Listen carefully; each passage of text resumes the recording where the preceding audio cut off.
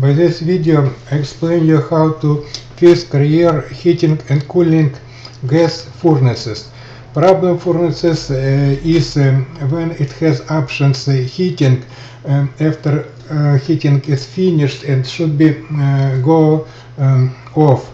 But sometimes furnaces restarted 2-3 times and finally go off.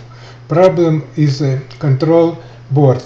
To fix this control board is very easy. You need just replace capacitors C2. These capacitors provide smooth power for time delayed circuit, and while after 5-10 years it change his capacitance, and after you change it, your furnace should work properly.